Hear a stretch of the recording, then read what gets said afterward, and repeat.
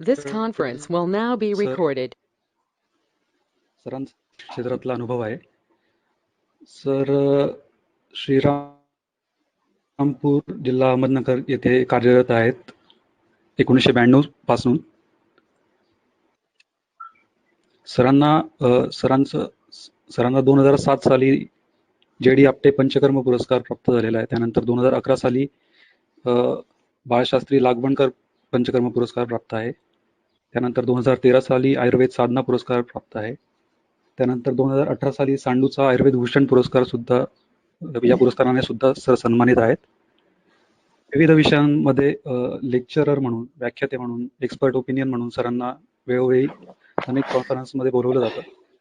सरांचा एक रक्तमोक्षणावर आयुष डिपार्टमेंट आयोजित रिओरिएंटेशन प्रोग्राम फॉर टीचर्स रक्तमोक्षणासाठीचा 2008 साली सरांनी त्यावरही लेक्चर दिलेलं आहे. सर सध्या महाराष्ट्र आयुर्वेद संमेलनाचे संघटन मंत्री म्हणून कार्यरत आहेत आणि प्रभा आयुर्वेद फाउंडेशनचे खजिनदार या पदावर सर कार्यरत आहेत. याशिवाय ॲनोरेक्टल असोसिएशन अहमदनगर या संस्थेचे सर उपाध्यक्ष आहेत.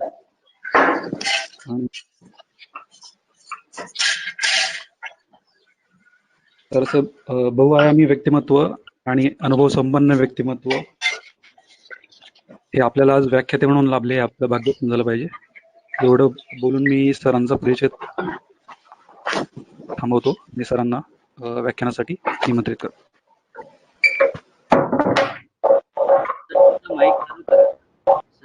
हो केला सर. प्रेझेंटर म्हणून पण तुम्ही ऍक्टिव्ह आहात. हो.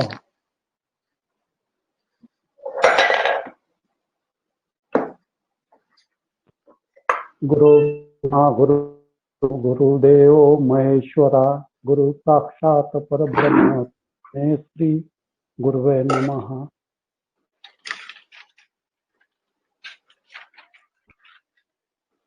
वसंत डॉक्टर माल के अरेंज करने वाले सभी वैद्यगण, ई संभाषक उपस्थित प्रतिष्ठित आयुर्वेद चिकित्सक, आयुर्वेद के आप्तगण, अभ्यासक, मेरे गुरुबंधु वैद्य रामदास आव्हाड, वैद्य पश्चिम, वैद्य महेंद्र शिंदे, सबको सादर प्रणाम. इनसे बचने के लिए आयुष डिपार्टमेंट द्वारा बताए हुए नाम निर्देशन का पालन करते होंगे और उसके साथ आपके असंख्य हितचिंतक रुग्णों को भी इसी के बारे में बताया होगा. प्रथमतः इस लाइव ई शिक्षण को मुझे आपके सामने आपके अनुभव बताने शेयर करने का मौका वक्त दिया गया है, इसलिए मैं आपका बहुत शुक्रगुजार हूँ. अभी हम आपके साथ हमारे एक्सपीरियंस ही शेयर करेंगे, क्योंकि हम व्यावसायिक आयुर्वेद चिकित्सक है. साइंटिफिक और शास्त्रीय चर्चा हमारे से आदि अच्छी तरह से कर सकेंगे. हम हमारे पास आने वाले रुग्णों को इंस्टेंट उपशय कैसा मिलेगा और यही ज्यादा पूछते हैं, और बाद में संप्राप्ति भंग करके यही उपशय परमानेंट कैसा होगा इसका विचार करते हैं. पंचकर्म करने वाले को यश कीर्ति तो प्राप्त होती है, साथ में अर्थ प्राप्ति भी होती है. इसीलिए गुरुवर्य आदरणीय प्रता जोशी जी हमेशा बोलते हैं Ayurveda minus panchakarma.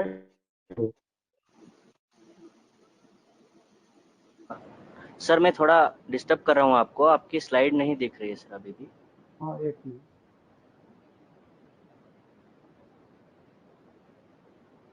Yes sir.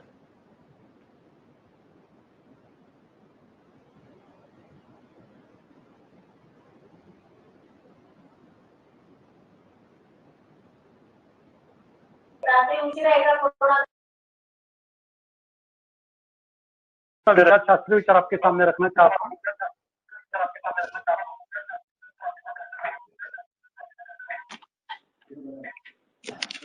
बस्ती नदी इति बस्ती. बस्ती ये आयुर्वेद की श्रेष्ठतम और विशेष चिकित्सा है. बस्ती और एनिमा, इसमें हमेशा गफलत होती है, हमेशा एक ही समझा जाता है, लेकिन दोनों में बहुत डिफरेंस है. एनिमा सिर्फ मल शुद्धि के लिए है, लेकिन बस्ती मल निरन तो करती है, लेकिन उसके साथ वातादि दोषों का संतुलन भी करती है.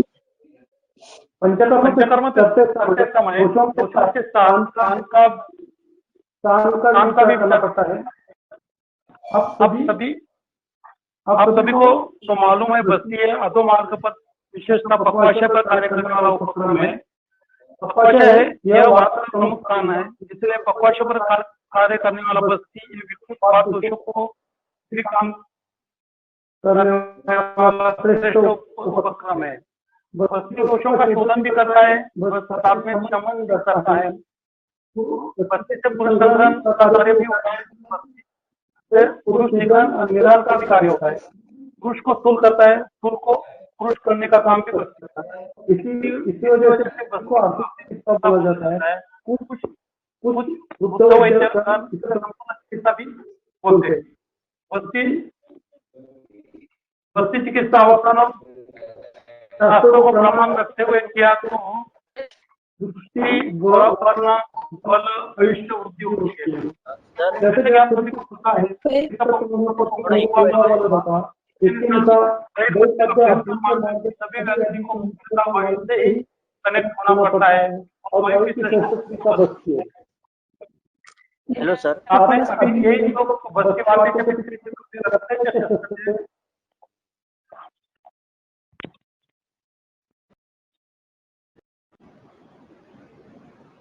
हॅलो, हाँ सर, थोडं इको येत होता म्हणून म्हटलं.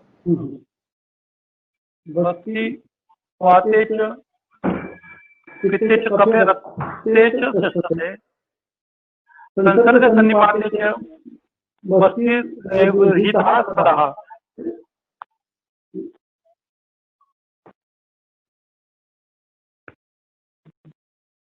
और अनेक कर्म बस्ती है. ये सभी बस्ती का श्रेष्ठता को बताता है.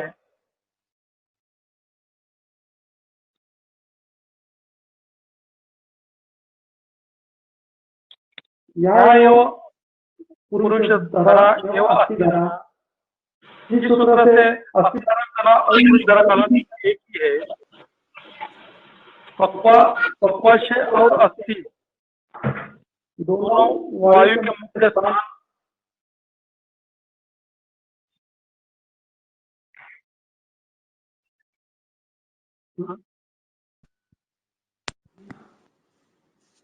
हेलो हेलो हेलो हाँ सर, थोड़ी प्रॉब्लम आ रही है वॉइस में.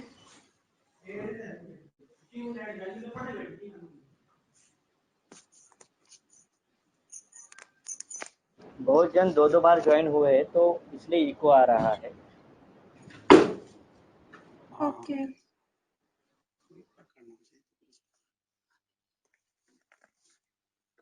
हेलो हेलो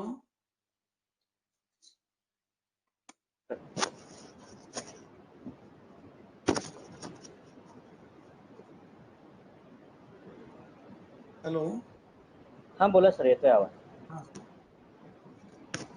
अस्थि धरा कला और पुरुष धरा कला दोनों एक ही है. पक्वाशय और अस्थि दोनों वायु के मुख्य स्थान होने की वजह से अस्थि संबंधी सभी व्याधि में बस्ती चिकित्सा श्रेष्ठ है. सिर्फ और सिर्फ आपको अवस्था का ख्याल रखना पड़ता है और यदि आपको अवस्था पता चली तो आप बस्ती से आपको बहुत अच्छे रिजल्ट मिल सकते हैं.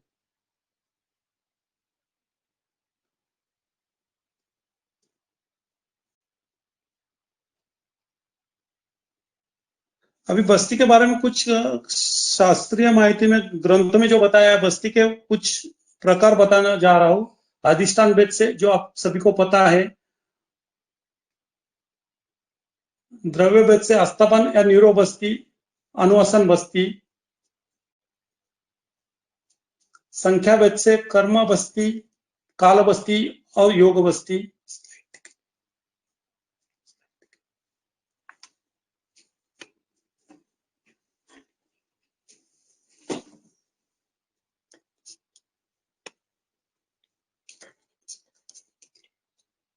स्लाइड दिख रही क्या आपको? नहीं सर, नहीं दिख रही है. स्लाइड नाही दिसत आहे. एकच मिनिट सर.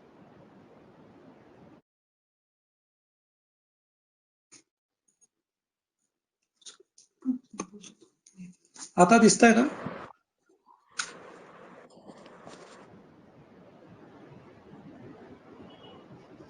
आता दिसतंय? यस, हो सर, दिसतंय सर. आवाज आहे सर. जी सर, दिख रहा है. हा, दिसतंय.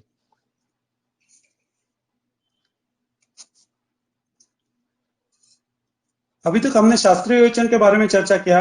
अभी हम हमारे 28 साल के आयुर्वेदिक व्यवसाय में जो हमको अनुभव है उसके बारे में आपके साथ चर्चा करना चाहता हूं.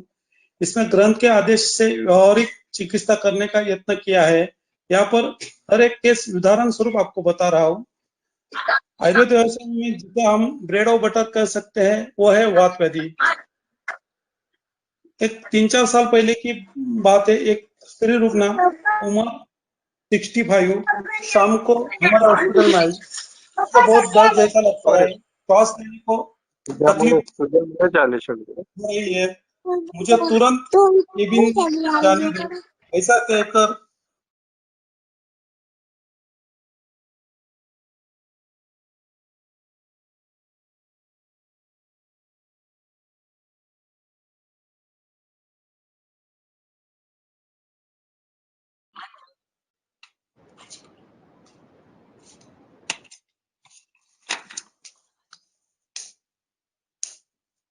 रुग्ण को बहुत दर्द जैसा लगता था, श्वास लेने को तकलीफ होती थी.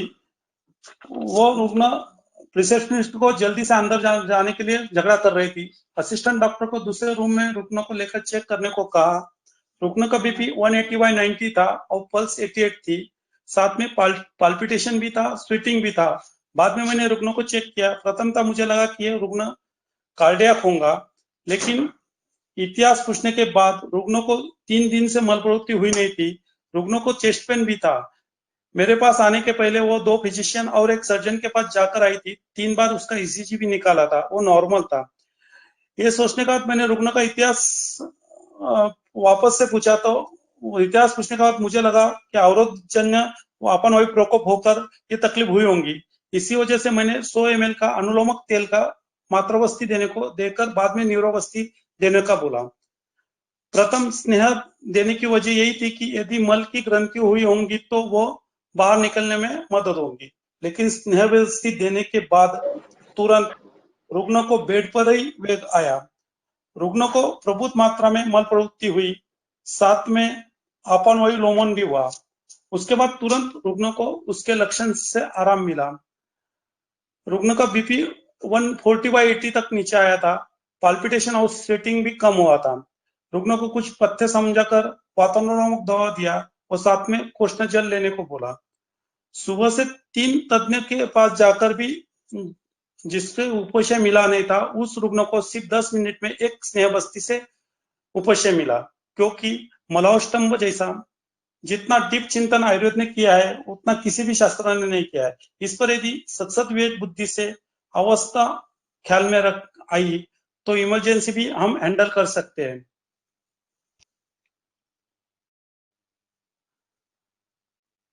मैं गुरुदेव के पास, गुरुवर्य के पास जब सीखने को था तब ये केस मैंने देखी थी और मैं हर लेक्चर में ये केस हमेशा शेयर करता हूँ.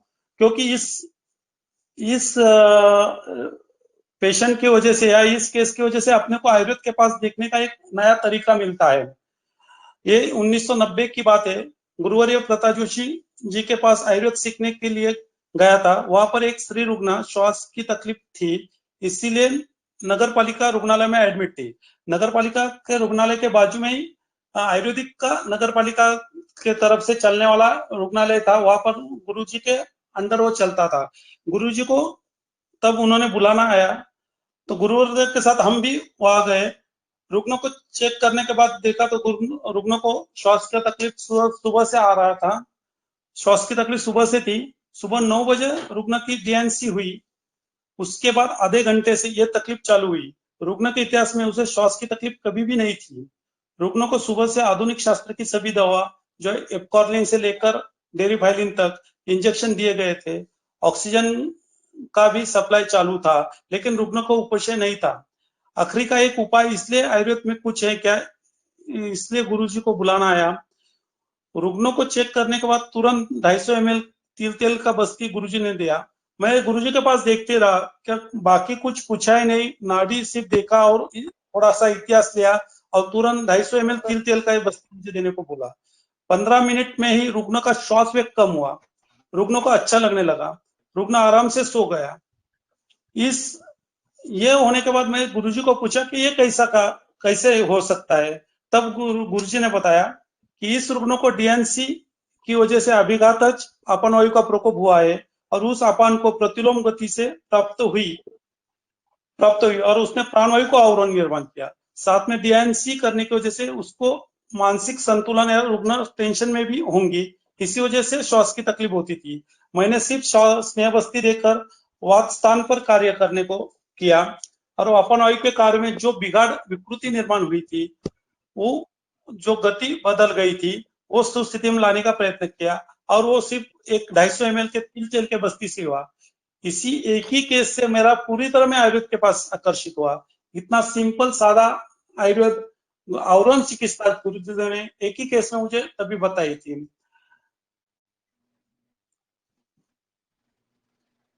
प्रैक्टिस डेवलप होने के लिए एक केस भी महत्वपूर्ण होती है। इस सक्सेसफुल केस में वजह से समाज में तुम्हारा नाम प्रभावित होता है, साथ में खुद का भी कॉन्फिडेंस बढ़ता है। हमारा एक फिजिशियन थे, उनके पिताजी हॉस्पिटल में एडमिट थे। फिजिशियन दोस्त होने के कारण मैं उनको मिलने को गया। वो 96 की ये बात है, एक केस है। पूरा रात से रुग्ण कोमा में था, उसे पैरालिसिस हुआ था। वहां पर सोचने के बाद और वो वहां के डॉक्टर्स फिजिशियंस के बाद बात करने के बाद उन्होंने मुझे पूछा कि आप आयुर्वेद कुछ कर सकता है क्या। रुग्ण की अवस्था देखने के बाद मैं सोचा कि कुछ तो आयुर्वेद की दवा चालू करेंगे। रुग्ण का इतिहास लिया तो रुग्ण का एज 70 इयर्स था, वाम हस्तपात क्रिया हानि थी, मूत्रावरोध था, इसलिए पुलिस कैथेटर डाला हुआ था। रुग्ण को मूत्राशयला का भी तकलीफ थी, मलाव स्तंभ था, नेक स्टिफनेस भी था, साथ में राइस ट्यूब से फीडिंग चालू था।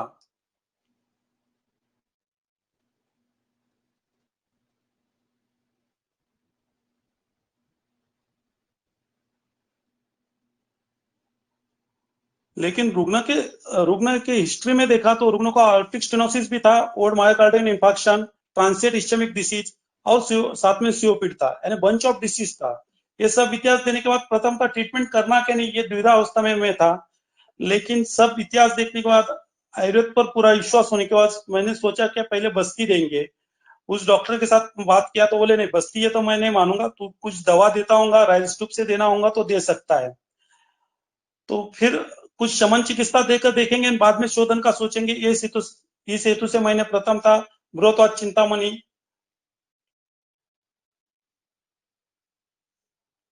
ताप्यदिरो, एकांगवीर, श्रृंग, अभ्रक, शतावरी, इनकी पुड़ी बनाकर एक घंटे से उसको 10 मोलार में मिक्स कर राइस ट्यूब से पुश किया। बाद में 20 ml कोष्ण जल भी उसमें से पुश किया और साथ में स्वर्ण सूचकर की मात्रा शहद में घिसकर उसका चाटन देने को बोला। उस वक्त नई नई प्रैक्टिस थी तो मैं वही 2 घंटे तक रुका। 2 घंटा दूसरा डोज जाने के बाद तीसरे डोज के वक्त जब हम स्वर्ण सूचकर चाटन दे रहे थे तो रुग्ण ने थोड़ा सा मुंह से मेरी उंगली दबाई, तो हमारी थोड़ी आशाएं बढ़ गई। मलबद्धता और पक्षाघात, इन सब का विचार करने के बाद मेरे दिमाग में तो बस्ती बैठ रहा था। मैंने वापस उस फिजिशियन के साथ बात किया तो वो बोले चलो तेरी दवा से कुछ तो फर्क गिरा है तो तू कर दे। तो फिर हमने शाम को 6 बजे सहस्नेह न्यूरोबस्ती दिया। सहस्नेह न्यूरोबस्ती के लिए दशमूल, रासना, एरंडमूल खादा और नारायण तेल इसका उपयोग किया। बस्ती देने के बाद तुरंत वो बाहर आया, बस्ती देते देते वो बाहर आया। प्रभुत मात्रा में मल निस्सरण भी हुआ, पूरे रूम में पूरी दुर्गंधी फैल गई थी और रुग्ण जोर से चिल्लाया, कितनी गंदी बदबू आ रही, और रुग्ण संज्ञा अवस्था से बाहर आया था।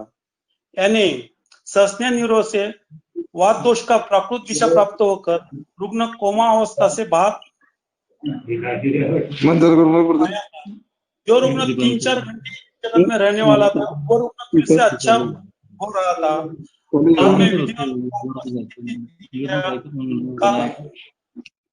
ज्ञान स्वेदन, पिंड स्वेद,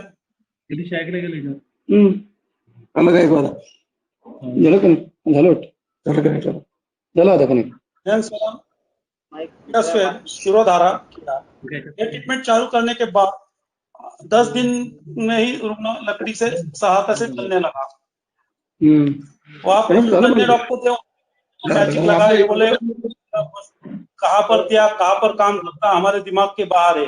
लेकिन उसी एक ही केस से मेरी प्रैक्टिस बहुत कुछ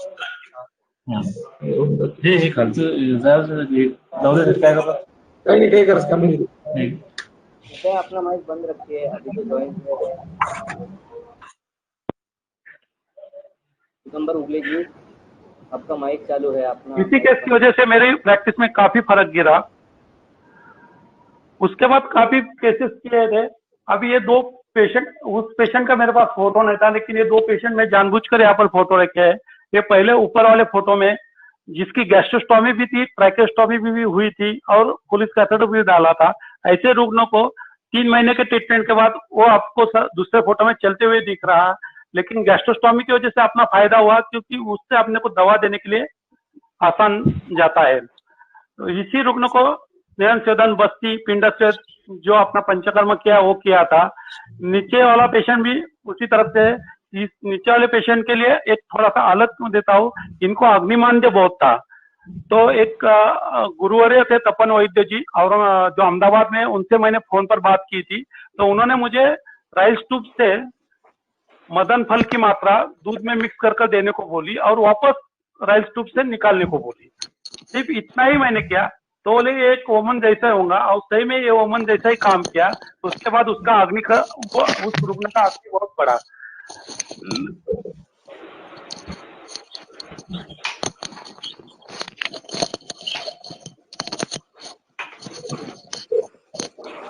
ऐसे कुछ अवस्था अपन ध्यान में रखी तो बहुत सीरियस पेशेंट भी, आईसीयू के पेशेंट भी अपन रिपेयर कर सकते हैं।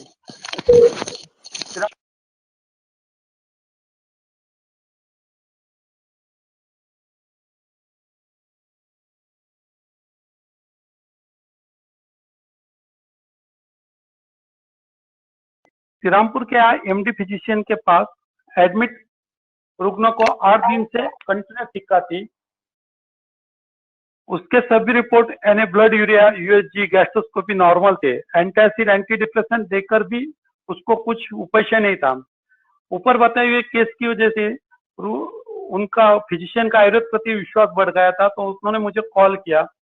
रुग्ण का एज 61 था, रुग्ण नगर सेवक था, इतिहास अम्ल पित्त और मलावस्तंभ का था, मांसाहार था जो था मांसाहार, उष्ण तीक्ष्ण पदार्थ सेवन, इरेगुलर डाइट हैबिट, चाह का अति seven, drinks, hot drinks daily लेना, यही उसका आहार का डेली रूटीन था। रुग्णों को 5-6 दिन से मल वेग आया नहीं था। मलावस्तंभ का जो आधुनिक शास्त्र में ज्यादा महत्व नहीं दिया था, वो आयुर्वेद ने उसी पर ज्यादा चिंतन किया है, और वही हम सभी को एज देकर जाता है। रुग्णों को सहसनिया न्यूरोबस्ती दिया, और देने के बाद मल प्रवृत्ति होकर एक वो छर्दी का वेग भी आया। अम्ल तिक्त रसात्मक पित्त भी छर्दी द्वारा बाहर आया। रुग्णों को अपेक्षावृत हिक्का बंद हुई। बाद में पित्त शामक वातानुलोमक दवा देने के साथ सौम्य विरेचन भी दिया।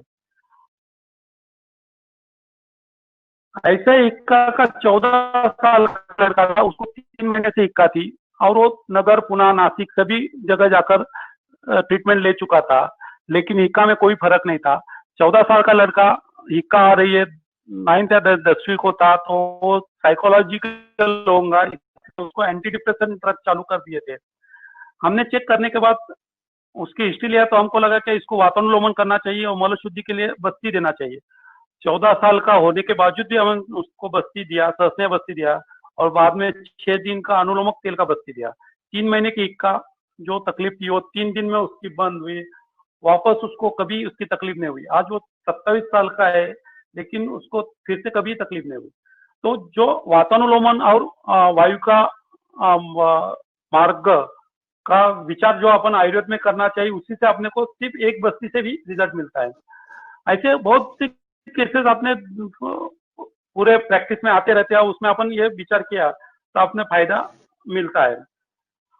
कुछ केसेस ऐसी रहती है कि आयुर्वेद आस्तिक अवस्था में इमरजेंसी आती नहीं, या आई तो भी उसे कंडक्ट करते आता नहीं, या उसी पर उपचार नहीं होता। ऐसा बहुत बड़ी गलतफहमी जानबूझकर समाज में आयुर्वेद के विद्यार्थी में फैलाई जाती है। लेकिन पंचशोधन जैसा शस्त्र अपने पास होगा तो आयुर्वेद चिकित्सक अत्यधिक अवस्था में यश प्राप्त कर देता है। ऐसा एक रुग्ण सुशिक्षित रुग्ण था, 1.5-2 महीने से उसको वाम उदरशूल था, आईवीपी, गैस्ट्रोस्कोपी, यूएसजी सब नॉर्मल थे, लेकिन निदान हो नहीं रहा था। उसे शाम के बाद तीव्र उदरशूल होता था और रात को शूल की वजह से सो नहीं पाता था। हर रोज उसको ट्रामाडोल या फॉर्मिन इंजेक्शन लेना ही पड़ता था। उसे मल्टी स्पेशलिटी हॉस्पिटल में एडमिट किया था। हाइड्रोथेरेपी भी चालू थी। हाइड्रोथेरेपी देने की वजह यही थी कि यदि बारीक स्टोन होगा जो यूएसजी में नहीं दिखता वो निकल जाएगा, लेकिन रुग्ण को कुछ उपशम मिलता नहीं था। रुग्ण को उसके रिलेटिव ने मेरे पास लेकर आया, वहां से डिस्चार्ज लिया और मेरे पास लाया। शाम को 5:30 के दरमियान उन्होंने लाया। रुग्ण परीक्षण के बाद तो निदान नहीं हो रहा था, लेकिन रुग्णों का शूल था, उधर बाद में आधो उधर शूल था और वो शाम की ओर बढ़ता था। ये सभी का विचार किया तो वात प्रकोप है, ये सोचकर मैंने उसको प्रथम सहस्नेय न्यूरोबस्ती दे दिया और शाम को 5-5:30 बजे सहस्नेय न्यूरोबस्ती देने के बाद रात को पेशेंट को एडमिट ही रखा। रात को 9 बजे उसको भोजन करने को बोला। भोजन के बाद 100 ml का अनुलोमक प्लस सहचर तेल, 50 ml अनुलोमक और 50 ml सहचर तेल का बस्ती दिया। साथ में शंखवती और अनुलोमक चिकित्सा दी। सुबह रुग्ण को जब चेक किया तो रुग्ण पूरी रात सोया था। जो रुग्ण 2 महीने पूरी रात इंजेक्शन के बिना सो नहीं रहता सकता था, वो रुग्ण स्थित एक बस्ती में रात भर सोया था। बाद में उसे विधिनुसार योग बस्ती कोर्स किया। बाद में कुछ दिन तक वातानुलोमक आमपाचित चिकित्सा दी। लेकिन आज कम से कम 12 साल हुए, वो हर वर्षा ऋतु में बस्ती का कोर्स करने के लिए मेरे पास जरूर आता है। पंचकर्म करते करते कभी कभी अपने को व्यापक आते हैं, लेकिन वो व्यापक हैंडल करने के लिए अपने पास अपना ही शास्त्र का अभ्यास होना चाहिए और वो उपयोग करना चाहिए। ऐसी एक केस थी, 1994 की ये बात है। मैंने प्रैक्टिस चालू करने के 2 साल ही हुए थे। एक आयुर्वेद स्टूडेंट के भाई को स्टमक श्वास की तकलीफ थी। वो रुग्ण स्टीरॉइड और ब्रोंकोडायलेटर लेकर ही जीवन जगता था और उम्र सिर्फ 26 साल की थी। रुग्ण की प्रकृति पित्तवातज थी। उसका नेचर अत्यंत तामसी स्वभाव का था। व्यवसाय यानी खेती ही करता था। रुग्ण तपासणी उपरांत हमने वमन देने का सोचा, क्योंकि ऋतु भी वसंत ही था। 6 दिन स्नान सेवन करने के बाद विधिवत वमन दिया। वमन बहुत बढ़िया हुआ। कफ प्रदान प्रभुत मात्रा में, पित्त का भी निष्कासन हुआ, पित्तांत वमन हुआ। इसके बाद रुग्णों को आराम करने को बोला। मैं मेरी ओपीडी करना शुरू किया। 1 बजे साधारणतः वमन होने के बाद 4 घंटे के बाद रुग्ण को तीव्र श्वास का वेग आया। रुकने की बहन जो आयुर्वेदिक पदवीधर थी, वो केबिन में आकर मुझे कह रही, सर वो बहुत तकलीफ हो रही और वो रेस्टलेस भी है। मैंने रुग्णों को देखा, रुग्ण मेरे पास एडमिट था, तो मैंने तुरंत रुग्णों को अवस्था देखने के बाद मुझे भी डर लगा, क्योंकि चेक करने के बाद उसको श्वास वेग तीव्र था, लेकिन टेस्ट क्लियर थी। रुग्ण अवस्था अत्यंत विकट थी। रुकने की अवस्था देखकर मैं शास्त्र की ट्रीटमेंट करता हूँ, तो मेरे पास ओटी है, ऑक्सीजन सिलेंडर बॉल सेपरेटर था। तो रुग्ण को तुरंत मैंने ऑक्सीजन लगाया और वही फिजिशियन को मैंने कॉल किया। वो आकर उन्होंने चेक किया, तो उन्होंने क्या कुछ दवा देंगे अपन, तो उन्होंने स्कॉर्लिन एमिनोफाइलिन आईवी दिया और कुछ देर बाद उसे उपशय मिला। लेकिन शाम को यानी 6 घंटे के बाद वापस उसको उसी श्वास की तकलीफ उसी तरफ से होने लगी। अभी क्या करना? रुग्ण मेरे पास ही एडमिट था। वापस मैंने फिजिशियन को फोन किया। फिजिशियन बोले, सतीश वही ट्रीटमेंट को वापस कर, लेकिन टेस्ट तो क्लियर है, क्या बोल नहीं सकते क्या होता है, नहीं तो मेरे पास आकर एडमिट कर दे। जब रुग्ण 3-4 घंटे बीच में अच्छा था, तब उसके साथ चर्चा करते समय मुझे पता चला था कि दोपहर को उसको बहुत प्यास लगी थी। उसने प्यास लगने के बाद कम से कम 2 गिलास ठंडा पानी पिया था। गलती ख्याल में आई थी और आयुर्वेद का सिद्धांत का भी दृष्टांत हुआ था। तुरंत रुग्णों को स्नेह सेदन किया। सरसों तेल का 100 ml का बस्ती दिया। रुग्ण उस वक्त सुबह से कुछ खाया नहीं था, सिर्फ लाया है, पॉपकॉर्न खाए थे, तो भी मैंने स्नेह बस किया, क्योंकि वहां पर अपने को रुग्ण का श्वास वेग कम करना था। और जब जब व्यापद हुआ तब तो वो वाप व्याधि से होता है। वाप व्याधि से वाप होने की वजह से उसके लिए श्रेष्ठ चिकित्सा बस्ती, स्नेहन बस्ती, इसीलिए मैंने स्नेहन बस्ती दिया। 10 या 15 मिनट में रुग्ण का वेग धीरे धीरे कम होने लगा। रुग्ण के गलती से जो वमन प्रक्रिया बदनाम होते होते बच गई, क्योंकि वमन के बाद स्ट्रिक्टली गर्म पानी पीने का नियम हर एक को हम बताते हैं, सब बताते हैं, लेकिन रुग्ण में शीतल जल सेवन करने की वजह से वात प्रकोप हुआ। क्योंकि वमन कर्म करने से ऑलरेडी अल्प वात वृद्धि होती है और साथ में अपथ्यपान करने की वजह से वात वृद्धि में प्रमाणतः बढ़कर उसे श्वासवेग आया था। ग्रंथकारों ने बताया है व्यापद मुख्यतः वात प्रकोप से होता है, लेकिन ये वापद भी एक ही बस्ती से कम हुआ। तो अपने ख्याल में ये भी चाहिए, यदि व्यापद आया तो उसको हैंडल करने का भी प्रैक्टिकल अनुभव चाहिए। इसीलिए मैंने एक केस आपको जानबूझकर बताई है वमन व्यापद की, लेकिन बस्ती का उपयोग कैसा हुआ ये बताने के लिए मैंने एक केस बताई। रुग्ण के पास जब सब उपचार खत्म हो जाते हैं और वो स्टेरॉइड पर आते हैं, तब कोई आयुर्वेद प्रेमी रुग्णों को आयुर्वेद के पास लेकर आता है। ऐसे रुग्णों को यदि स्टेरॉइड तुरंत बंद किया तो उसका संधि शूल बढ़ जाता है। ऐसे वक्त बस्ती, स्नेहन स्वेदन या पिंड स्वेद किया तो स्टेरॉइड डोज धीरे धीरे कम करते आते हैं और रुग्णों को शूल में भी कम होती उपशय मिलता है। ऐसी एक केस 2001 साल की है, मुंबई से आई हुई थी। सुसंस्कृत पंजाबी समाज की एक स्त्री रुग्णा आमवास से ग्रस्त हमारे पास आई। हॉस्पिटल में लाते समय उसे उठाकर लाया गया। रुग्ण के पतिराज ने मेरे पास 4 बड़ी फाइल्स मेरे सामने रखी। मुंबई के केएम हॉस्पिटल, हिंदुजा हॉस्पिटल आदि कोऑपरेट हॉस्पिटल में उसका सब चेकअप हुआ था। उसमें सीआरपी और एएसओ पॉजिटिव आए थे। रुग्ण की उम्र 30 साल की थी। रुग्ण इतिहास में सभी संधि शूल थे। 2 महीने से तकलीफ थी। श्वास प्रश्न था, उसको 2 साल से तकलीफ थी। कभी जोर आता था, कभी नहीं आता था। सशुल्क क्रिया थी। एंकल जॉइंट और मणिबंध संधि का शोध ज्यादा था कि उसका एक डेढ़ या 2 साल का बच्चा था, उसको भी वो नजदीक नहीं लेती थी, इतना उसको शूल था। साथ में अग्निमांद्य था। रुग्णों को एक बार पेप्टिक अल्सर की तकलीफ हो चुकी थी। रुग्ण के 2 बार डिलीवरी हुई थी और 3 बार डीएनसी भी हुआ था। रुग्णावस्था इतिहास, साथ में रुग्ण पंजाबी समाज की थी, तो उनका आहार ये आमवर्धक वात विकृति करने वाला ही रहता है। रुग्ण के आहार में पनीर, दही, स्पाइसी ज्यादा था। इस सभी का विचार करने के बाद प्रथमतः रुग्णों को वैतरण बस्ती देकर आमपाचन और शोधन करने का तय किया।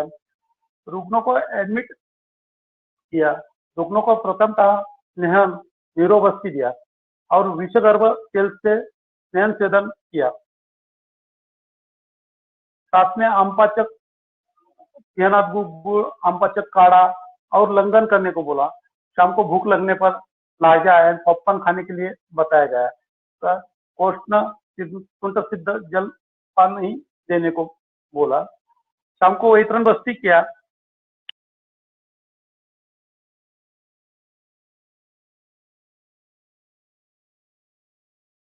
यह बस्ती अति उष्ण तीक्ष्ण गुण का होने की वजह से शरीरस्थ आम का नाश करके मार्गावरोध दूर करता है और तीक्ष्णता की वजह से मध्यम मार्ग में देखिए काम करता है। अभी तक बताई हुई सब दवा स्रोतोशोधक और आमवात संप्राप्ति भंग करने वाली है। सेकंड डे अग्निवर्धन तो हुआ नहीं, लेकिन शूल में काफी 10 से 20% तक कम हुआ। इसीलिए वापस वैतरण बस्ती दिया। साथ में रुक्ष स्वेदन दिया। आहार लघु ही था। तीसरे दिन जब वैतरण बस्ती दिया तो उसके बाद शूल में और शोथ में काफी उपशय मिला। रुग्ण चलने लगी थी। साथ में अग्निवर्धन भी हुआ था। लेकिन यहाँ पर रुग्ण ने एक गलती कर दी। उसको चलने लगने लगा, इससे वो हॉस्पिटल से चलते हुए बाहर चली गई सुबह 8:30 बजे और जाकर नजदीक एक होटल थी, वहां उसको दही मिसल मिली तो उसने वो खाई। बस सभी किए पर उसने पानी फेर दिया और मुझे वापस बता रही डॉक्टर साहब सिर्फ एक ही प्लेट खाया है। लेकिन उसी एक प्लेट ने मेरा काम और कम आसान किया, क्योंकि थोड़ी देर में उसे नौसिया जैसा महसूस होने लगा। हमने तुरंत न्यूरोबस्ती देकर इष्टुमधु को पिलाया और सद्य वमन कराया। प्रभुत मात्रा में पित्त और कफ निष्कासन हुआ। बाद में संसर्जन क्रम स्ट्रिक्टली फॉलो करने को बोला। उसके बाद न्यूरो अनुवसन योग बस्ती दिया। अनुवसन के लिए जानबूझकर एरेंटेली यूज किया। आमवात ने एरेंटेली बताया हुआ है। 10 दिन के इस ट्रीटमेंट के बाद उसके सभी संधिशूल का स्रोत कम हुआ, स्टूल भी कम हुआ, वो खुद के पैर से चलने लगी। बाद में रुग्ण को अपूर्णभव चिकित्सा बोल के वातशामक दीपक औषधि दी। इस रुग्ण को 2 महीने में अनेक हॉस्पिटल, बड़े कॉर्पोरेट हॉस्पिटल में उपशय जो मिला नहीं था वो अपने आप सिर्फ 10 दिन में हुआ। अब आप सभी बताओ कौन सी ट्रीटमेंट इंस्टेंट रिजल्ट देने वाली होती है?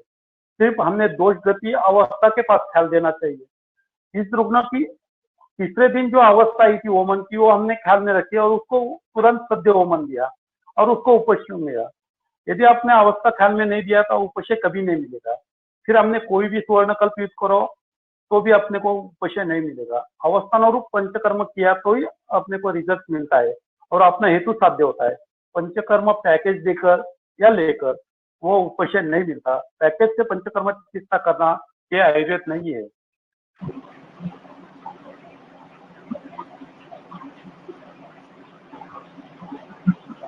आपने दैनंदिन प्रैक्टिस में आते रहते और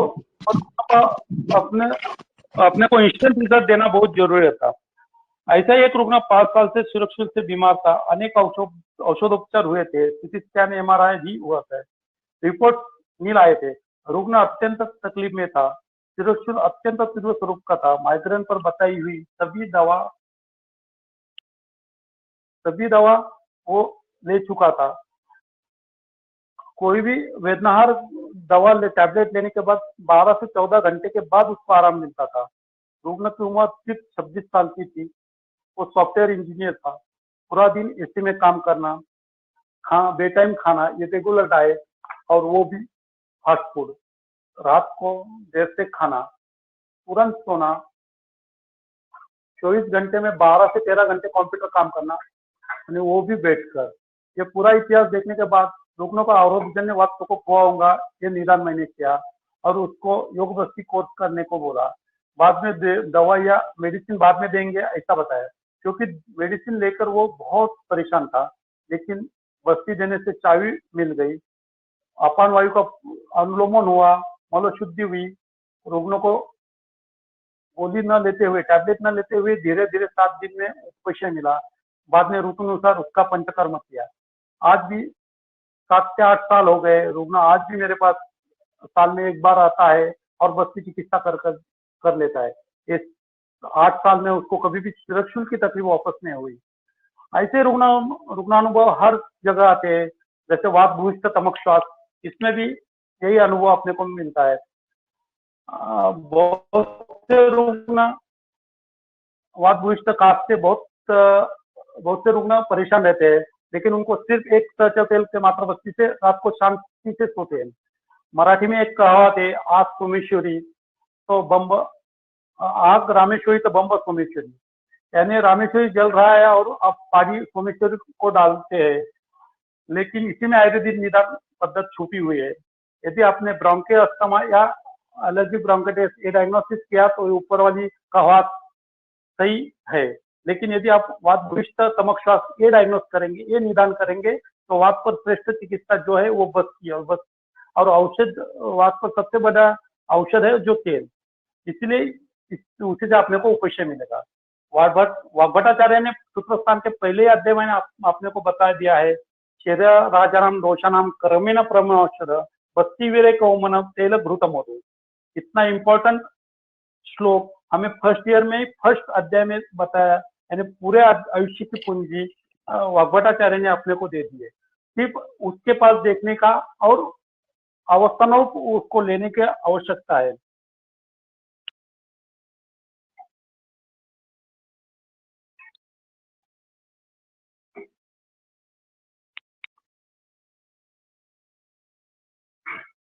अपने आयुर्वेदिक प्रैक्टिस में अभी काफी हम सब लोग, सभा आयुर्वेद के लोग हुए, आयुर्वेद महाराष्ट्र आयुर्वेद सम्मेलन के हुए, मेरे गुरु बंधु रामदास की आवाज हुए, ये सब हमेशा बोलते हैं कि वक्त आया है कि स्पेशलिटी का, जैसा गायनेकोलॉजिस्ट, आयुर्वेदिक गायनेकोलॉजिस्ट चाहिए, स्पाइनो केयर थेरेपिस्ट चाहिए, आर्थराइटिस चाहिए, ऑर्थो फिजिशियन चाहिए, स्किन का एक स्पेशलाइजेशन का चाहिए। इन सभी अलग अलग तरह से आपने प्रैक्टिस किया तो बहुत कुछ रिजल्ट हम दे सकते हैं, क्योंकि उसी का एक कष्टार्थों के एक रुग्ण के बारे में अपन विचार किया तो स्त्रियों को, विशेषतः अविवाहित लड़कियों को मासिक चक्र की शिकायतें आजकल अधिक मात्रा में सुनने में मिलती है। वेदनाशामक दवा और इंजेक्शन लेकर भी क्षणिक कुपोषण मिलता है, लेकिन फिर से नेक्स्ट मंथ ये तकलीफ होती है। इस कारण रुग्ण अत्यंत परेशान होती है। इस जगह मासिक चक्र यानी वात का कार्य और शूल भी विकृत वात का कार्य, स्थान भी वात, ये विचार किया तो बस्ती चिकित्सा बहुत उपयुक्त होती है। लेकिन कभी कभी ये भी विचार आता है कि मासिक चक्र चालू करते समय बस्ती देना या नहीं। ये विचार सही में वादग्रस्त है, हो सकता है, लेकिन हमने कुछ रुग्णों को इस काल में 1 या 2 मात्रा बस्ती दिया और हमें इंजेक्शन जैसा उपशय मिला। बाद में विधिवत योग बस्ती का कोर्स हर मास ऐसा 3 महीने किया।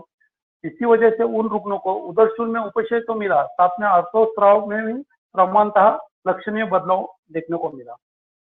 ऐसा ही एक रुग्ण 20 साल का रुग्ण, उसकी माताजी हमारे पास शाम को 7 बजे लेकर आई। उससे सुबह से उदरशूल था, मासिक धर्म उसी दिन आया था, साथ में सर्दी भी थी। सर्दी के लिए इंसेट और शूल के लिए ओरॉन इंजेक्शन उन्होंने लिया था। उदरशूल तो कम हो गया, लेकिन सर्दी कम नहीं होती थी। यहाँ पर अपन वायु का प्रकोप होकर उसने पित्तों को ऊर्ध्व मार्ग से बाहर निकालना होगा, ये सोचकर हमने नारायण तेल का मात्रा बस्ती दिया, सिर्फ 50 ml का ही मात्रा बस्ती दिया और रुग्णों को कुछ दवा देकर जाने को बोला। रात को 10 साढ़े 10 बजे रुग्ण के माताजी का फोन आया कि उसका शूल भी कम है और सर्दी दोनों भी बंद है, और लेकिन उसको भूख लगी है, अभी खाने को क्या दिए। यानी 1 मात्रा बस्ती से उसने अपना काम किया था। ऐसे काफी रुग्णों को हमने मात्रा बस्ती देकर और योग बस्ती देकर कष्टार्थ के पेशेंट को अपने को उपशय मिला है। अभी पहले ही बताया कि स्पाइन के लिए, स्पाइन एक ऐसा ही सब्जेक्ट है क्या, उसमें सेपरेट एक कंसल्टेंट अपन प्रैक्टिस कर सकते हैं।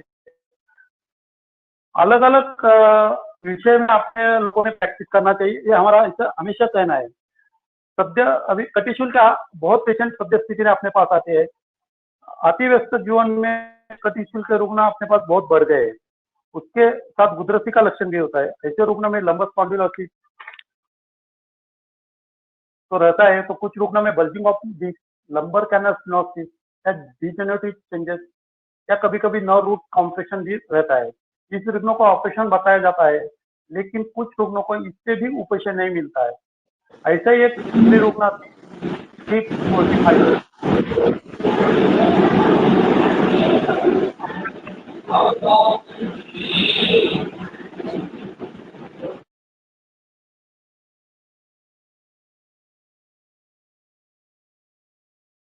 रुग्ण का 2 साल पहले एक ऑपरेशन हुआ था। उसके बाद 1.5 साल से उसे अच्छा लगा, लेकिन 6 महीने से उसको वापस कटिशूल चालू हुआ। उसके वार्म पार्ट में चिमचिमाहट था, नमनेस था, ये लक्षण था और 200 से 250 मीटर तक चल सकती थी, लेकिन तुरंत उसका बैलेंस जाता था। साथ में उसे डिस्क हर्निएशन भी था। रुग्ण को फिर से ऑपरेशन की सलाह दी गई थी। ऑपरेशन वापस नहीं करना, इस डर से रुग्ण हमारे पास आई। उसे प्रथमतः हमने काल बस्ती यानी 14 बस्ती का कोर्स किया। साथ में रुग्णों को कटी बस्ती, स्नेह छेदन, पिंड से भी किया। उसी रुग्णों को स्नेह बस्ती के जगह 2 बार मज्जा तेल प्लस सर्चर तेल यानी 10 ml मज्जा तेल और 80 से 90 ml सर्चर तेल, इसका अनुवासन बस्ती दिया। 2 बार आजार मांस रस और तिक्तक्षीर ग्रुप, इसका भी बस्ती दिया। इसके साथ कटी बस्ती, लेपन, पिंड से नाभिक से भी किया। 14 दिन की ये ट्रीटमेंट से रुग्णों को 70% उपशय मिला। वो रुग्ण 2 किलोमीटर चलने लगी। जो रुग्ण 200 से 250 मीटर भी चल नहीं सकती थी, वो 2 किलोमीटर चल सकती थी। बाद में उसे घर पर 21 दिन का तिक्तक्षीर बस्ती लेने को बोला। 21 दिन का ये कोर्स 2 बार किया। आज 10 साल हुए, लेकिन उसको कुछ भी तकलीफ नहीं। बीच बीच में कभी कभी तकलीफ हुई तो योग बस्ती और कटी बस्ती कर लेती है। काफी ऑपरेशन अपन अपने आयुर्वेदिक पंचकर्म से टाल सकते हैं। स्पाइन के तो बहुत से जो रुग्ण हमारे पास आते हैं उनको हम बस्ती क्रिया और पंचकर्म से उसको उपशम देते हैं और ऑपरेशन टालते हैं। बस्ती में एक सबसे अच्छा प्रकार जो है तिक्तक्षीर बस्ती। ये जो प्रकार है जो बहुत ही आसान है, करने में कोई आसान है, पेशेंट खुद भी ले सकता है और हम भी देने को आता है, लेकिन रिजल्ट भी उसके उतने भी बहुत बढ़िया है। तो तिक्तक्षीर बस्ती एक महत्वपूर्ण और बहुत व्याधि पर उपयुक्त बस्ती है, क्योंकि अभी के पीढ़ी में अस्थि मज्जागत क्षयजन्य व प्रकोप के ज्यादा लक्षण दिखाई देते हैं। अस्थि मज्जागत व विकार में इस बस्ती का बल्य रसायन व धातुवर्धक स्वरूप में उपयुक्त होता है। स्पॉन्डिलोसिस, ऑस्टियोआर्थराइटिस, ऑस्टियोपोरोसिस ये अस्थि विकार में अस्थिक्षय इसमें बस्ती काम करता है। इसी वजह से बोन डेंसिटी भी बढ़ती है। जिस रुग्ण में विशेषतः मेनोपॉजल स्त्रियों में ऑस्टियोपोरोसिस का प्रमाण बढ़ा रहता है, इनमें उनमें इस बस्ती का बहुत अच्छा उपयोग होता है। पिछले 5 साल में हर साल में हम हमारे यहाँ बोन डेंसिटी कैंप लिया था, उसका डाटा हमने कलेक्ट किया।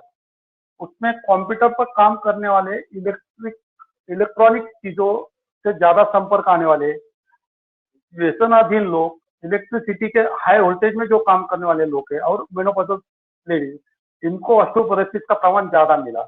इन सभी को 21 से 42 दिन तक हमने तिक्तक्षीर बस्ती का कोर्स करने को बोला। 6 महीने के बाद वापस उनका चेकिंग किया तो उनमें 30 स्कोर जो -2.5 था वो लेकर -0.1 इतना कम हुआ और रुग्णों का शारीरिक लक्षणों में भी काफी उपशम मिला। कुछ रुग्णों की बोन डेंसिटी रिपोर्ट तो नॉर्मल भी आया है।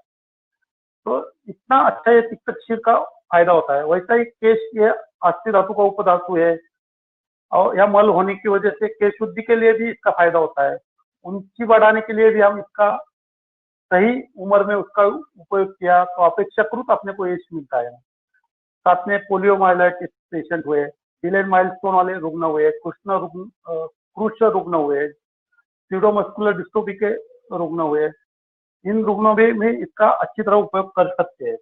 एंकियोलॉजी स्पॉन्डिलोसिस के बीमारी में तिक्तक्षीर और मांसरस या मज्जा तेल बस्ती का बहुत अच्छा यूज होता है, उपयोग होता है, इससे उपशम मिलता है।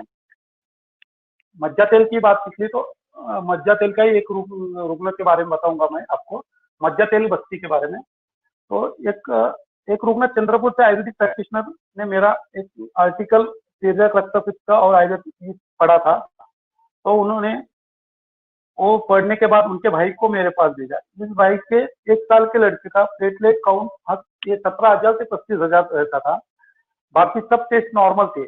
उसे सिर्फ स्टेरॉइड ट्रीटमेंट और ऑब्जर्वेशन चालू था। बच्चे के माँ पिता दोनों फार्मेसी में पीएचडी थे और एलोपैथी कंपनी में साइंटिस्ट थे।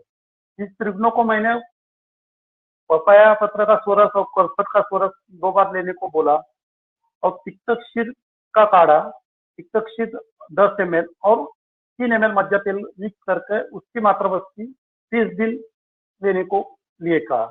साथ में स्वर्णमालिनी वसंत 1/4 टैबलेट रोज सुबह लेने को बोला।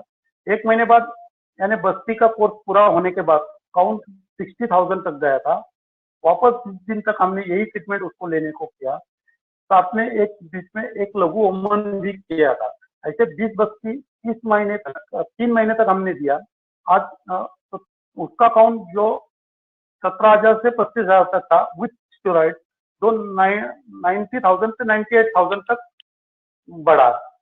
रुग्ण को अभी ट्रीटमेंट बंद है, लेकिन वो उसका जो काउंट है वो इसी रेंज में अभी भी रहता है। स्टेरॉइड टोटली बंद है। पिछले कुछ साल पहले हमारे यहाँ एक वायरल फीवर के काफी रुग्ण आए थे, उसमें अचानक प्लेटलेट कम हो जाते थे, वो 10,000 तक नीचे आते थे, लेकिन डेंगू टेस्ट कभी कभी निगेटिव आती थी। ऐसे रुग्णों को प्लेटलेट आईवी से देना पड़ता है।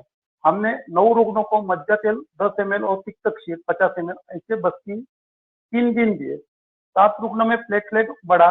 एक रुग्ण में उसमें से एक रुग्ण ऐसा था कि जो डेंगू पॉजिटिव था, 13 बोतल प्लेटलेट दी थी, लेकिन उसका काउंट 63,000 से ऊपर जा नहीं रहा था। फीवर आदि सिम्टम्स कम हो गए थे, लेकिन वीकनेस बहुत था।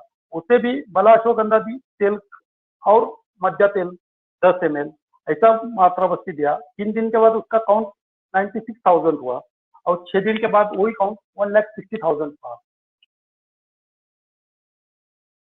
मज्जा तेल ये डायरेक्ट गोट के अस्थि मज्जा से निकलता है। ये पश्चिम बरन ने हमको बताया हुआ है और वही हमको सप्लाई करता है। और प्लेटलेट का संबंध भी मज्जा अस्थि मज्जा से है, इसीलिए सामान्य से वृद्धि होती है। ऐसे मैंने यूज किया और काउंट है जो इतने जल्दी से कम होता है, इसका मतलब वो वात से संबंधित होगा, इसलिए मैंने बस्ती दिया। लेकिन इसमें काफी सोचना पड़ेगा, काफी रिसर्च करना पड़ेगा। आप भी यूज करो और उसके रिजल्ट बताओ। मैंने पहले ही बताया था कि इनफर्टिलिटी और गायनेक आयुर्वेदिक प्रैक्टिस, ये अपना एक सब्जेक्ट, एक अच्छा कंसल्टेंट बन सकते हैं। वंदत्व के लिए बहुत बढ़िया रिजल्ट अपने पास। वंदत्व के काफी केसेस को, हर एक टाइप के केसेस को हम रिजल्ट दे सकते हैं। अभी केस बढ़ रहे हैं या फिर अपने पास ज्यादा आ रहे हैं। एक महत्व का कॉज में ये देखा गया है कि बदला हुआ आहार विहार और पहराव भी उतना, ड्रेसिंग भी उतना भी इम्पोर्टेंट है। दूध बढ़ने के लिए गाय और भैंस को जो ऑक्सीटोसिन दिया जाता है, उसका भी दूध पर परिणाम होता है और उसी वजह से पीसीओएस के काफी पेशेंट अपने को देखने को मिलते हैं।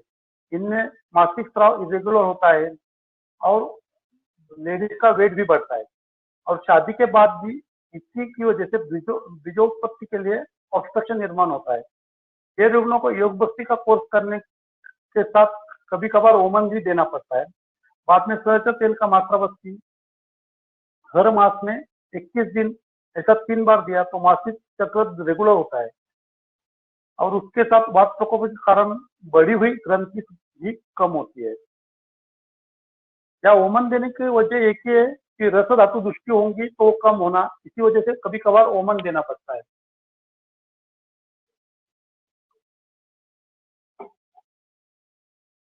वैसे ही फॉलिपिन ट्यूब के ब्लॉक के रुग्ण अपने पास बहुत आते हैं, उनको गर्भधारणा इसी वजह से नहीं रहती है। ऐसे रुग्णों को ट्यूब का अवरोध निकालने के लिए उत्तर बस्ती भी देना पड़ता है। साथ में 21 दिन का सरसों तेल का मात्रा बस्ती दिया तो अच्छा उपशम मिलता है। ये जो साइकिल है, 3 या 4 महीने कंटिन्यूस किया तो ब्लॉक निकल जाता है और रुग्ण को प्रेगनेंसी रहती है। इस रुग्ण में कभी कभार कॉफ का इतिहास मिलता है। यदि कॉफ का इतिहास मिला तो वमन करना जरूरी है और वमन करने के बाद वर्धमान पिंपली रसायन देना भी जरूरी है। इनफर्टिलिटी के काफी केसेस हम बता सकते हैं, इसमें से ये दो केसेस का मैंने आपके पास रखा है। हर एक चीज में हम कर सकते हैं। जो केसेस है क्या उसमें कोई कॉज ही नहीं है, लेकिन फर्टिलिटी रहती नहीं है, प्रेगनेंसी रहती नहीं है, स्ट्रेस इंड्यूस इनफर्टिलिटी। क्योंकि अपने पास डायरेक्ट पेशेंट ना आते हुए पहले 5-5, 6-6 साल तक एलोपैथी दवा लेते हैं, पूरा ओव्यूलेशन स्टडी, हार्मोनल इंजेक्शन लेकर उसके शरीर में काफी बदल होते रहते हैं। पेशेंट साइकोलॉजिकली डिस्टर्ब होते रहता है। तो ऐसे रुग्णों को हम आयुर्वेद के थ्रू उनको बहुत अच्छे रिजल्ट दे सकते हैं। इन रुग्णों को बस्ती, वमन, कभी कभार विरेचन और शिरोधारा, इसके साथ नस्य भी इस रुग्णों को उपयुक्त होता है। जैसे लेडीज में इनफर्टिलिटी की वजह था, जैसे पुरुष में भी विचार करना चाहिए। इसमें शुक्राणु कम होना, एक ऑलिगोस्पर्मिया एक बहुत बड़ा कॉज अपने को मिलता है। ऐसे रुग्णों को चंदनबला लक्षदी तेल, नारायण तेल या शतावरी कवच सिद्ध तेल का प्रकृति अनुसार तुमने उत्तर बस्ती दिया और बस्तांड बस्ती दिया तो फायदा मिलता है। बस्तांड बस्ती यानी गोट के पेस्टिस से बनाया हुआ दूध या फिर उसी से बनाया हुआ घी, इसका बस्ती देने से फायदा मिलता है। लेकिन ये बस्ती के कोर्स से 7 से 10 तक करना पड़ता है। बस्ती को देना है, वीकली 1 देना पड़ता है।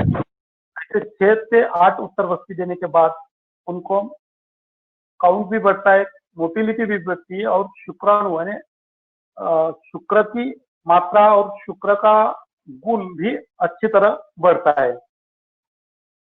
वंदत स्त्रीरोग, योनिरोग, ये सब वात विकार है, क्योंकि वात स्थान में ही होते हैं और योनिवापद भी वात दोष के कारण ही होते हैं, ऐसा शास्त्रों ने बताया। तो इसलिए इस पर बस्ती जैसा उपचार ही नहीं, बस्ती के सिवा दूसरा उपचार ही नहीं। इन पर बस्ती हमका उपशय देने वाली चिकित्सा है।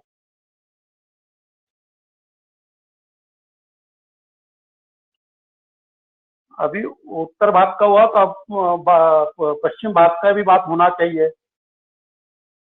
गुद भाग में बहुत तीव्र शूल होना, शौच के वक्त दाह बढ़ना, ऐसे बहुत से रोग हमारे पास आते हैं, क्योंकि मैं एनोरेक्टल की भी प्रैक्टिस करता हूँ। इन रुग्णों में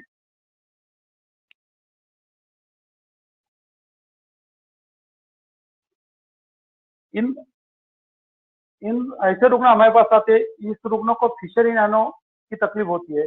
फिशर के रुग्णों को दाह बहुत तीव्र होता है। ब्लीडिंग हुआ तो रुग्ण अपनी याद नहीं करता है और अपने पास जल्दी आता ही नहीं, लेकिन फिशर होगा तो उसके पेन की वजह से उसको हर सवेरे अपनी याद आती है, क्योंकि उसका शूल इतना तीव्र स्वरूप का होता है, तो अपने पास आना ही पड़ता है। इस रुग्ण को मलबद्धा और ग्रंथिल मल प्रवृत्ति ये लक्षण होता है। उस कारण वात प्रकोप होकर स्थानीय जगह पर रुक्षता आती है और ग्रंथियुक्त मल से आघात होकर फिशर की निर्मित होती है। ऐसे रुग्णों को दाते तेल का मात्रा बस्ती है, पेरुपत्र सिद्ध तेल का मात्रा बस्ती है, रोपन तेल का मात्रा बस्ती है, और ज्यादा तकलीफ होगी तो शब्द घृत का मात्रा बस्ती दिया तो उसको तुरंत दाह में उपशय मिलता है, दाह तुरंत रुक जाता है। लेकिन ऐसे 6 से 8 मात्रा बस्ती देना पड़ता है। साथ में रुग्णों को सौम्य विरेचन भी देना पड़ता है, पित्त शामक ट्रीटमेंट भी देनी पड़ती है। लेकिन काफी रुग्ण, एनोरेक्टल के काफी रुग्ण जिस ट्रीटमेंट से तुरंत उपशय मिलता है।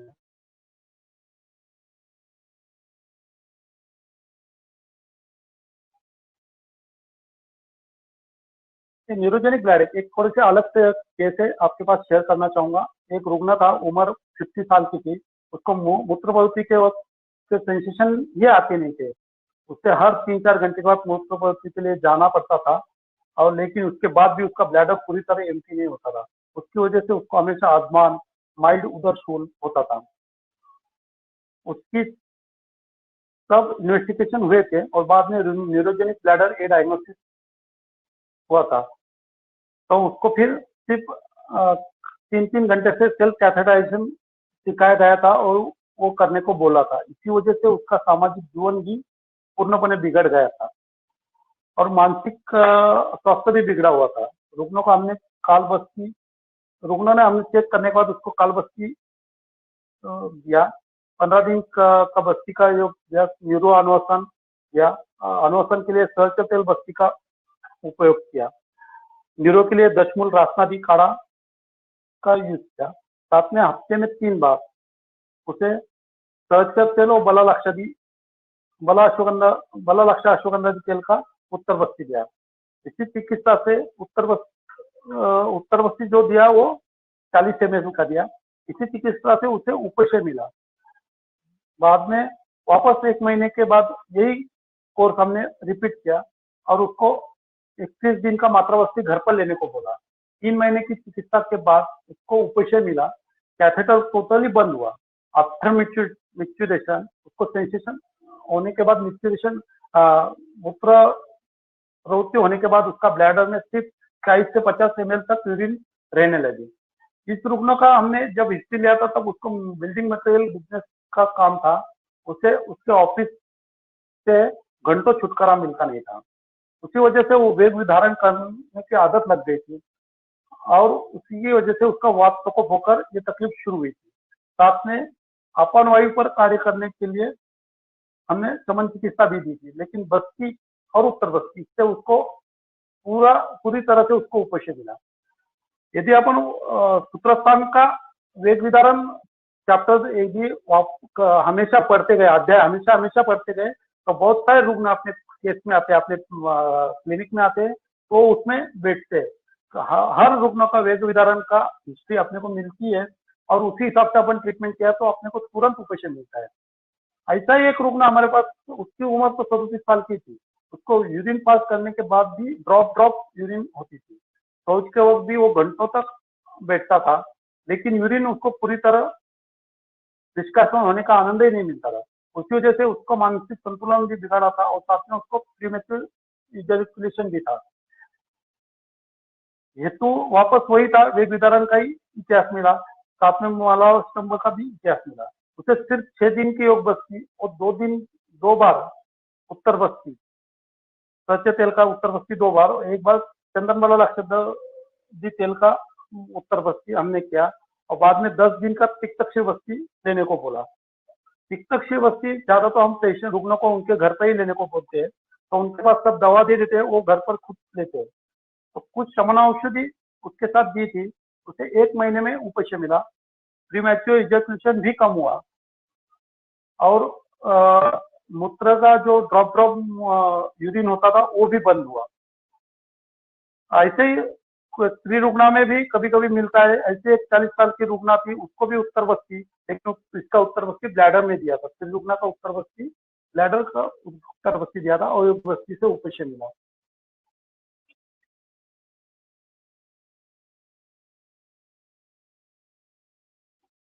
तो ऐसे क्रिटिकल जो रुग्ण आते हैं, हर जगह घूमकर आते हैं, उनको भी हम सादे बस्ती जैसे या पंचकर्म से या आयुर्वेद ट्रीटमेंट से अपन उपचार देते हैं। लेकिन पंचकर्म शिष्य अपने को इतने इंस्टेंट और परमानेंट रिजल्ट कभी नहीं मिलते। तो शमन चिकित्सा के साथ शोधन चिकित्सा यदि अपन किया तो अपने को बहुत जल्दी रिजल्ट मिलते हैं। अभी जैसे जैसे तुम्हारा प्रैक्टिस बढ़ती है तो दूर दूर से तुम्हारे पास रुकना आना पड़ता है। ऐसा एक रुग्ण डोंबिवली से मेरे पास आया, 3 साल का लड़का था, उसका प्रीमैच्योर बर्थ हुआ था, 15 दिन वो एनआईसीयू में था। वो 3 साल का हुआ तो चल नहीं सकता था, पूरा दिन बैठा रहता था, उससे दांत भी देरी से आ रहे थे, लेकिन बुद्धि में बहुत तेज था। मन प्रवृत्ति अनियमित थी, कभी होती थी कभी नहीं होती थी। अग्नि प्रकृत था, मुंबई में फिजियोथेरेपी उसकी चालू थी। प्रोग्नोसिस के बारे में डॉक्टर कोई बता नहीं सकते थे। एमआरआई रिपोर्ट में मोटर न्यूरॉन चेंजेस बताया गया था। ये सब सोचकर मैंने इसका अस्थि धारा कला पर कार्य करने का विचार किया और उसके लिए उसको तिक्तक्षीर बस्ती का प्रयोग करने को बोला। रुग्णों को माता जी के फैमिली पेडियाट्रिशियन होने की वजह से उसे वैद्यकीय नॉलेज भी ज्यादा था, लेकिन एनिमा और चलने का क्या संबंध, ऐसा सवाल उन्होंने किया। फिर उसे समझाकर बताया। फिर मैंने बोला जाने दो, आपको नहीं समझता होगा तो मल शुद्धि होने के लिए तो भी आप एनिमा दो, एनिमा देने की जगह ये दो। तो उन्होंने ये मेरी बात मान ली और बस्ती के लिए तैयार हुए। उनको 15 दिन की दवा दी, साथ में तिक्तक्षीर 20 ml और 2 ml मज्जा तेल का बस्ती देने को कहा। 15 दिन के उपशय नहीं मिला, लेकिन मलावरोध कम हुआ, मलावस्तम कम हुआ, उसको रोज सोच होने लगी। 15 दिन के बाद वो जरा सा उठने का प्रयत्न, सपोर्ट लेकर प्रयत्न करने लगा। अभ्यंतर का अस्थि धातुपाचक, दवा भस्म, कुकुटांधा त्वक भस्म, शतावरी जैसी अस्थि पोषक शमन औषधि चालू थी। 1.5 महीने के बाद वो लड़का 10 से 15 मिनट सपोर्ट से खड़ा रहने लगा। बाद में वो बस्ती कंटिन्यूस चालू थी। बाद में 3 महीने के बाद वो चलने लगा। आज वो 8 साल का लड़का है, लेकिन नॉर्मल लड़के जैसा स्कूल में जाता है और वो अपनी दैनंदिन दिनचर्या रेगुलर रखता है।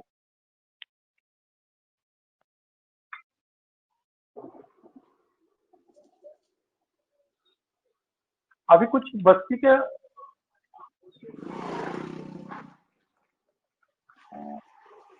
टाइम है ना? हाँ सर, आप हेलो। बोलिए सर। हाँ सर, टाइम है सर, कोई प्रॉब्लम नहीं। बस्ती कुछ ऐसे बस्ती के प्रकार मैं आपको बता रहा हूँ, जैसे ब्रोन बस्ती। ब्रोन बस्ती में मांस रस, दूध और शतौरी दूध, इसका यूज पर आप 7 से 10 दिन तक कर सकते हैं। उसको बल्य ऐसा उसका उपयुक्तता है। राजापन व्यक्ति आप सबको पता है, आघातजन्य विकलांगता, एक्सीडेंट के बाद जो विकलांगता आती है, कर्म इंद्रिय हानि होती है, इसके लिए बहुत अच्छा इसका यूज है। राजापन व्यक्ति का बहुत अच्छा उपयोग होता है।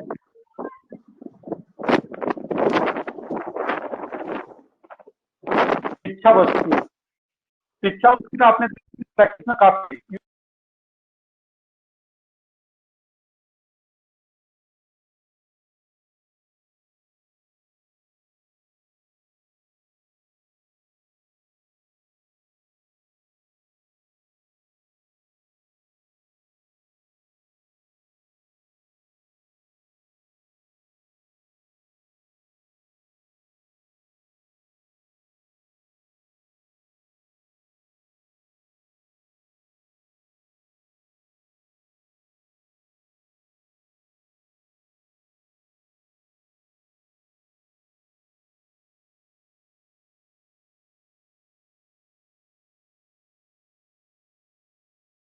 हेलो सर, आपका माइक। Hello sir. सर आपका माइक ऑफ हो गया शायद फिर से।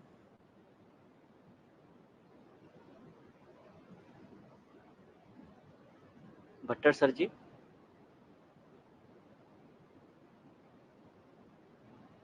आ रही है। हेलो, आवाज आ रही है? हाँ सर, अभी आ गया। अल्सरेटिव कोलाइटिस तक सुना आपने? नहीं सर, पिच्छा बस्ती से जस्ट स्टार्ट किया और तभी से आवाज गया सर। पिच्छा बस्ती अल्सरेटिव कोलाइटिस पर काफी अच्छे रिजल्ट देते हैं। ऐसा ही एक रुग्ण था, 12th को था, उसको दिन में 25 से 30 बार वो लेटरिन को जाता था। हर वक्त उसको रक्तच शौच होती थी, साथ में म्यूकस भी गिरता था। रुग्ण 12 का था, वीकनेस था, दौर्बल्य था, वेट उसका कम हुआ था, उसको कुछ स्टेरॉइड्स चालू थे, साथ में स्टेरॉइड के बस्ती एनिमा भी चालू थे। ऐसा रुग्ण हमारे पास आया तो ये रुग्ण को पूरा मोचरस, लोद्रमुस था, इसका सिद्ध दूध और ग्रोथ, इसका बस्ती हमने ड्रिप मेथड से दिया। ड्रिप मेथड से यानी सलाइन के बोतल में ये सब काढ़ा डालकर वो आईवी सेट के द्वारा आगे कैथेटर लगाकर बूंद ड्रिप बाय ड्रिप उनको दिया, और उससे उसको एक बस्ती लेने के बाद जो 25 से 30 बार जाता था वो 15 से 16 तक कम हुआ। ऐसा 6 दिन तक देने के बाद उसको सिर्फ 3 या 4 बार इतना कम हो गया। जो 2-3 साल से उसको जो तकलीफ दी वो सिर्फ 6 दिन के पिच्छा बस्ती से उसको।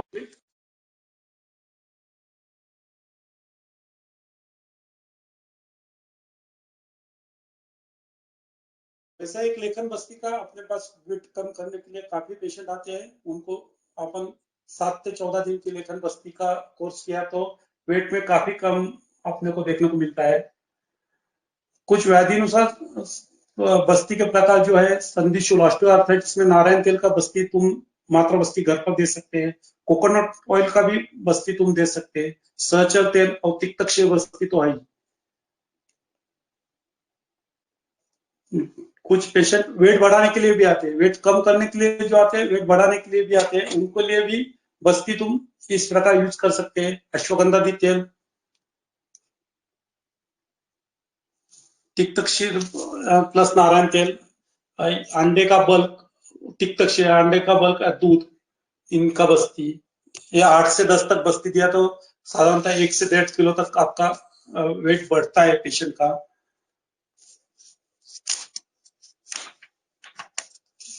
ऐसा एक विचार मेरे ख्याल में आया आपके साथ बात करते करते। कोलेस्ट्रॉल पर एक आह्वान मैं हमेशा करता हूँ।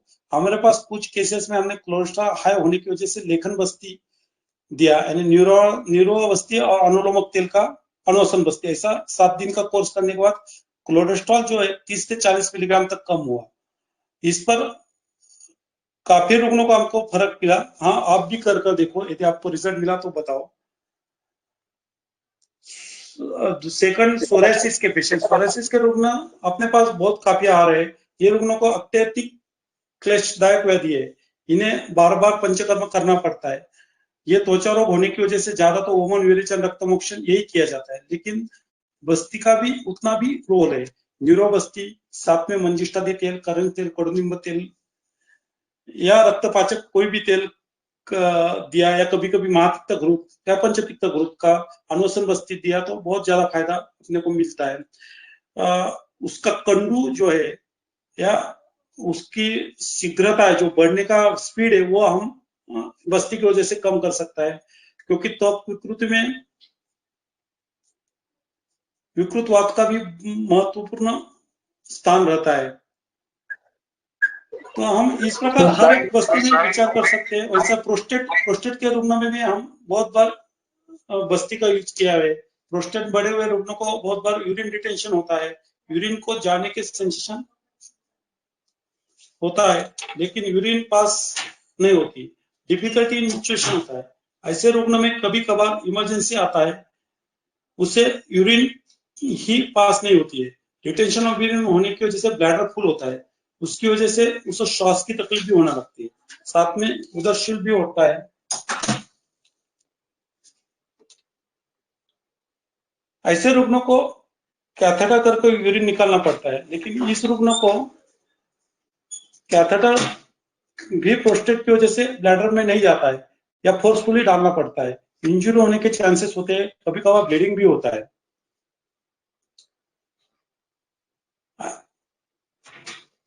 ऐसे रुग्णों को जरा ज्यादा कोष्ण, यानी अपन नॉर्मली जितना ससने न्यूरोबस्ती देता है उससे थोड़ा सा ज्यादा कोष्ण न्यूरोबस्ती देने से तुरंत उपशम मिलता है। न्यूरोबस्ती निष्कासन होते ही उसकी यूरिन भी पास होती है।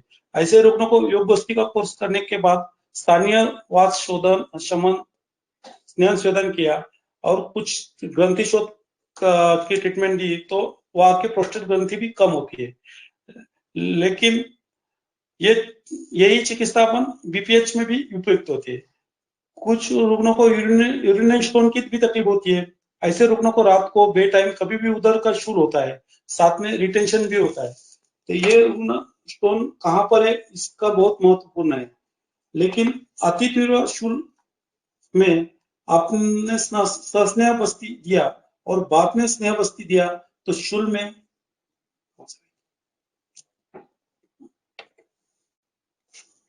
सस्नेह बस्ती दिया और तो शूल में तुरंत उपशम मिलता है। यह हमारा अनुभव है। पूरी संप्राप्ति ये वात स्थान पर होती है, इसके लिए बस्ती बहुत उपयुक्त है। स्टोन यदि यूरेटर में है या ब्लैडर में है तो योग बस्ती कोर्स और साथ में कुछ शमन औषधि दी तो 10 mm तक के स्टोन निकल सकते हैं।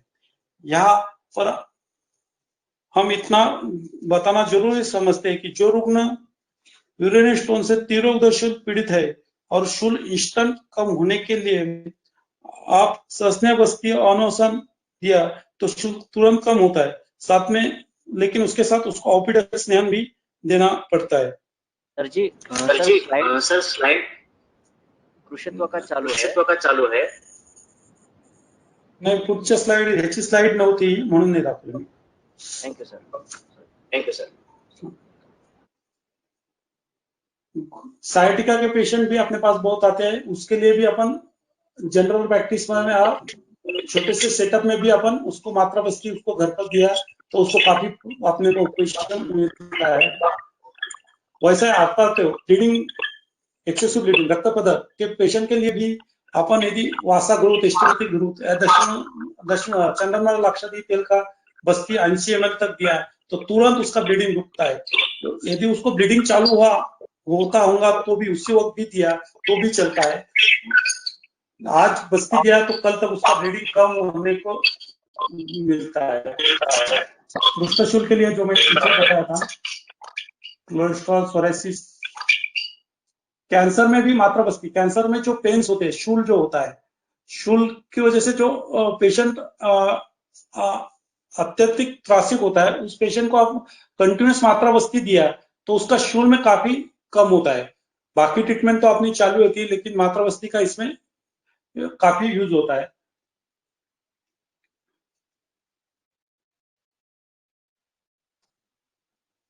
गायनेकोलॉजी प्रैक्टिस में यह सबसे इंपॉर्टेंट है कि डिलीवरी होने के लिए, सीजर रुकने के लिए क्या करना चाहिए। ऐसे रुग्ण अपने पास काफी आते हैं। ऐसे रुग्णों को हम 7वें महीने में 1 या 2 बार मात्रा बस्ती दिया, हफ्ते में 1 या 2 बार मात्रा बस्ती दिया, वो भी नारायण तेल, सहचर तेल या चंदन तेल, कोई भी मात्रा बस्ती हम दे सकते हैं। उनको घर पर भी लेने बोलते हैं।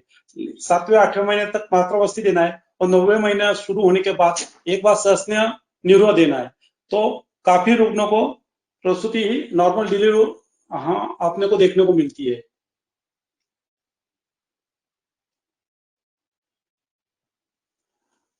थोड़ा सा अलग विचार आपके सामने रखना चाहता हूं। मैं वर्धा में एक बार लेक्चर देने गया था, तो वहां के एक मेडिकल कॉलेज के जो एचओडी थे, उन्होंने ये विचार रखा और मुझे क्लिक हुआ क्या अपने आयुर्वेद को कितने नाम रखने वाले लोग भी यही यूज करते हैं। तो वो depression, confusion, general nervous tension और पेन, ये सब ऐसे पेशेंट के लिए कॉफी का एनिमा देते हैं। एक लीटर गर्म पानी में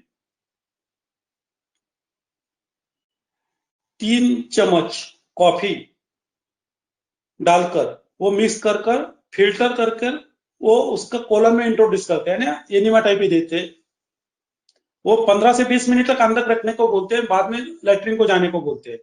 तो इसी की वजह से उसको डिप्रेशन में भी रिजल्ट मिलते हैं, कंफ्यूजन होगा, पेशेंट कंफ्यूजन में होगा, उसको भी रिजल्ट मिलते हैं, नर्वस टेंशन होगा जनरलाइज, उसमें भी रिलीफ मिलता है। ऐसा उन्होंने पेपर सबमिट किया था।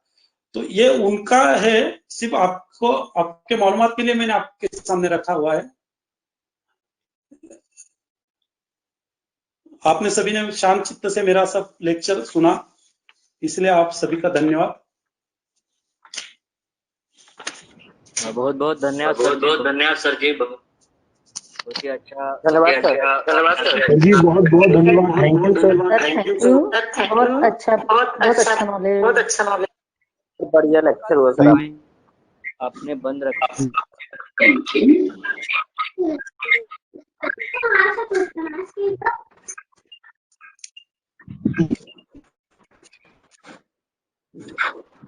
सर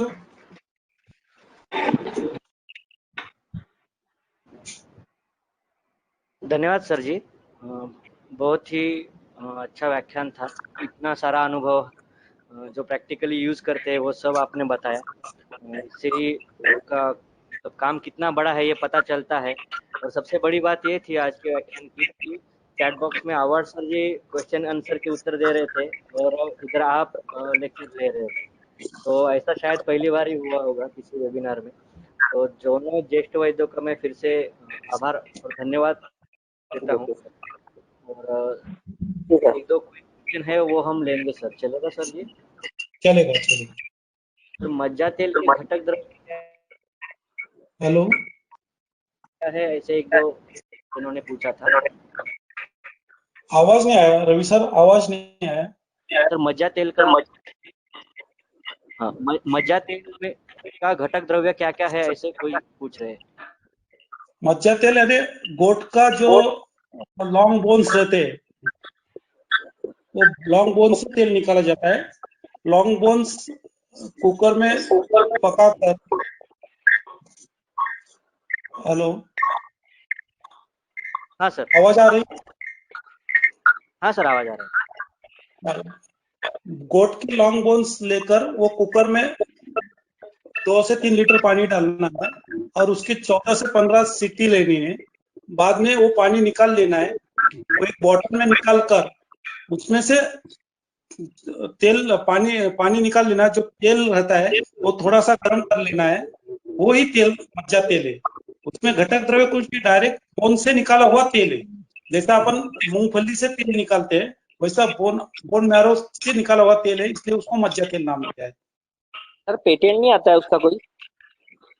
हाँ, पेटेंट नहीं आता, पेटेंट ऑयल सर कोई मज्जा था?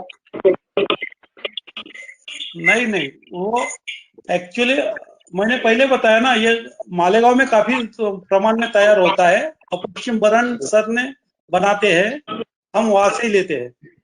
जी सर, ओके। अब पश्चिम बरन सर होंगे शायद ऑनलाइन। हाँ सर, उनका नंबर चैट बॉक्स में हमने दिया है, अवर सर ने भी दिया है। तो हेलो यस, अपना नाम बताइए और क्वेश्चन पूछिए, सभी जन मत पूछिए। पहले नाम बताइए फिर क्वेश्चन। हाँ बोलो। बजट है डॉक्टर सहस्त्रबुद्धे अमरावती से हूँ। मैंने क्रिया देखी नहीं है। हेलो बोलो। हेलो सर, उत्तर बस्ती एक क्रिया है मेल्स और फीमेल्स में, मैंने कभी देखी नहीं है सर। तो उसके बारे में मुझे मतलब कोई वीडियो वगैरह कुछ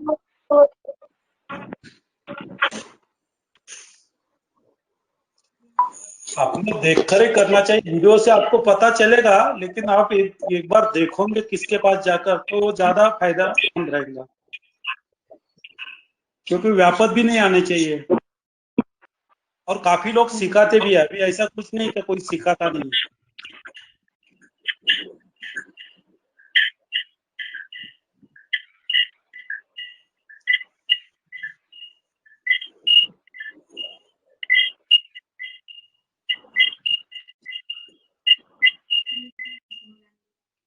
हेलो, एक ही मिनट, क्वेश्चन ही देख रहा हूँ। इन ओलिगोस्पर्मिया हाउ मेनी बस्ती in a week, total how many months, ऐसे क्वेश्चन आया कि ओलिगोस्पर्मिया में कितने दिन तक बस्ती देने का है। कितने बस्ती देना है ये तुम रुग्ण की अवस्था देखकर ही फिक्स करना चाहिए, लेकिन एक योग बस्ती का कोर्स और वीकली 2, ऐसे 3 बार बस्ती देकर बाद में उसका वापस काउंट करो कितना बड़ा है, उस हिसाब से आगे देखो। क्योंकि ओलिगोस्पर्मिया का कॉज क्या है, यदि उसको पस से लोगे तो उसके लिए भी आपको ट्रीटमेंट करना पड़ेगा। Yes, sir. तो उसका काउंट बढ़ेगा, जैसा काउंट बढ़ेगा वैसे आप बस्ती का कम ज्यादा कर सकते हैं, लेकिन वीकली 2 बस्ती करो, उत्तर बस्ती और योग बस्ती का कोर्स। Yes sir.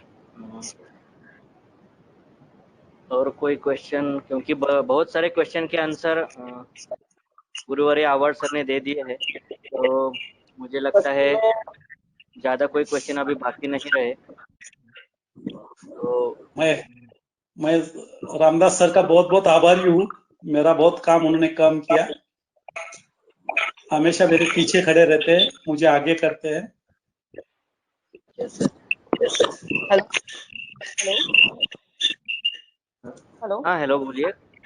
हाँ, मी डॉक्टर सुनीता विद्येवार सर. ऍक्च्युली एक पेशंट आहे सोरायटिक आर्थरायटिसचा, पूर्ण आपले स्मॉल जॉईंटवर स्वेलिंग आहे, तर अशा पेशंट मध्ये काय करता येईल? बस्ती दिला नाही सर, ऍक्च्युली आता सध्या कोरोनामुळे नाही दिलं काही. योग बस्ती किंवा काल बस्तीचा हे करा, अणुसामध्ये मंजिष्ठादी किंवा मातृत्व गुरु किंवा खदिरादी तेलाचा उपयोग करा, ओके सर. किंवा ओके, अमृतादी थँक्यू. हेलो तेलाचा गुळवेल सिद्ध तेल, सर हिंदी में बता दीजिए थोड़ा। गुळवेल सिद्ध तेल। हेलो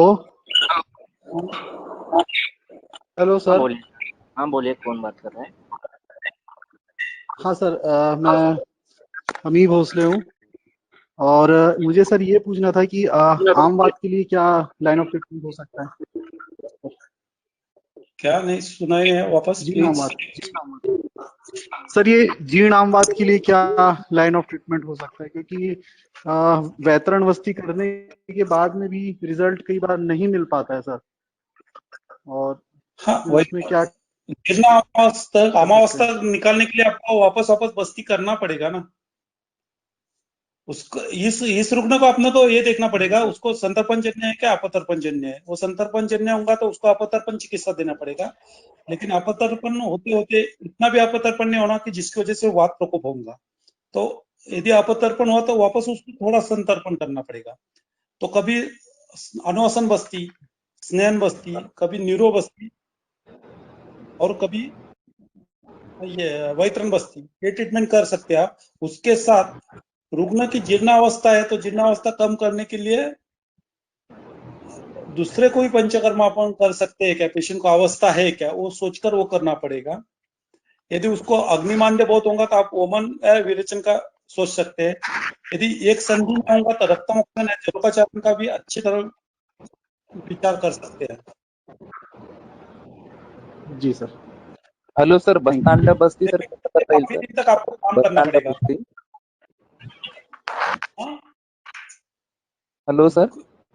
हाँ सर बस्तांडा बस्ती सर कसं तयार करायचं आणि कसं उपयोग करायचा सर? बस्तांडा बस्ती म्हणजे गोटची टेस्टीज, म्हणजे बोकड्याचं टेस्टीज ते घेऊन ते उकळायचं, तो काढा दुधात टाकून काढा उकळायचा, जसं तिक्तक्षीरचा करतो तसा तो काढा तयार करायचा आणि तो वापरायचा। सर आणि हिंदी में समजा ते बता असेल तर त्याचं तूप तयार करायचं, त्याच्यात तूप टाकून तूप करून ठेवायचं आणि ते तूप 30 ते 40 ml आपण यूज करायचं।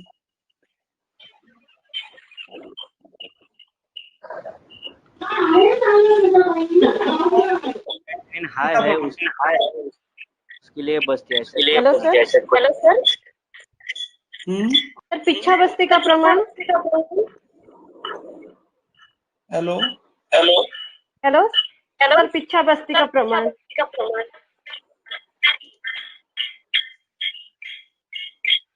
200 से 300 ml तक ना। Okay thank you sir. Drip method से देना पड़ेगा आपको। Hello sir.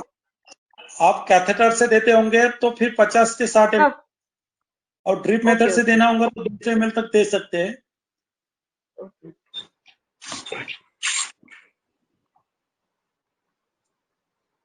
Hello sir. Sir 2 प्रश्न होते की बस्ती देताना सामतेचा विचार करावा का आणि दुसरा प्रश्न म्हणजे कष्टार्थ असताना उदरशोध असताना पिरियड चालू असताना बस्ती देऊ शकतो का आपण? पिरियड्स असताना बस्ती द्यावा की नाही द्यावा ह्याच्यावर बरेच वाद होतील, परंतु मी दिलेलं आहे कष्टार्थच्या पेशंटला दिलं, मी त्या केसेस पण सांगितल्या आहे.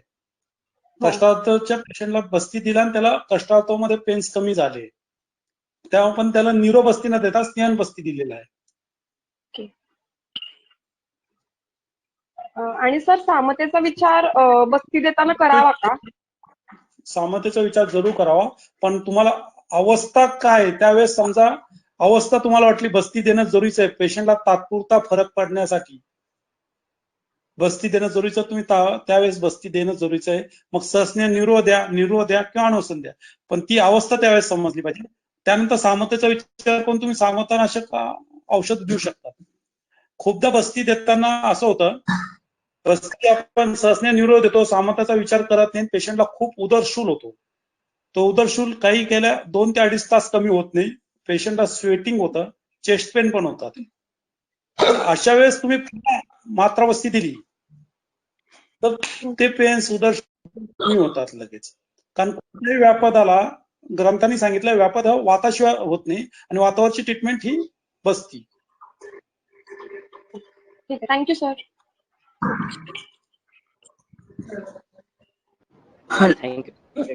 Hello sir. हॅलो सर, मी शुभांगी मत्ते बोलत आहे. हॅलो. येस.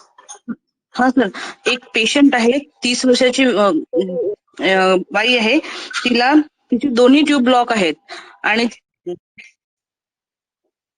हायड्रोसल्फिन्स म्हणून दाखवलेलं आहे. तसं त्याच्यामध्ये ट्रीटमेंट प्रोटोकॉल काय राहील? त्याला उत्तर बस्ती राहील. दर महिन्याला 3 उत्तर बस्ती, 3 ते 4 उत्तर बस्ती असं 3 महिने तुम्हाला करावं लागेल. उत्तर बस्ती बरोबर योग बस्ती पण द्यावी लागेल आणि योग बस्तीच्या नंतर मात्रा बस्ती द्यावी. 21 मात्रा बस्ती दर महिन्यात सहचर तेलाच्या द्याव्या.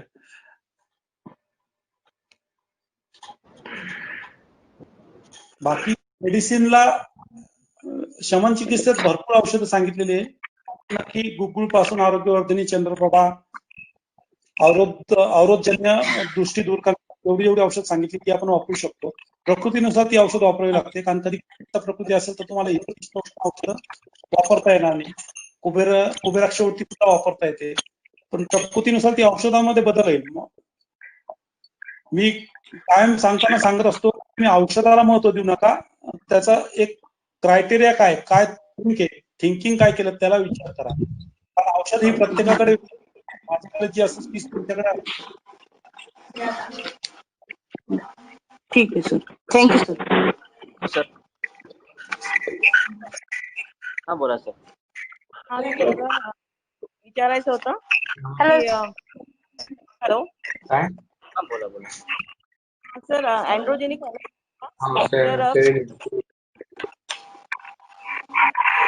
Hello hello. Androgenic alopecia female मध्ये असेल तर त्यामध्ये रिझल्ट मिळतात का? हा रिझल्ट मिळतात, परंतु तुम्हाला हॅलो अँड्रोजेनिक हो सरांनी सांगितलं रिझल्ट मिळतात, पण ते दीर्घकाळ जास्त दिवस द्यावे लागतात.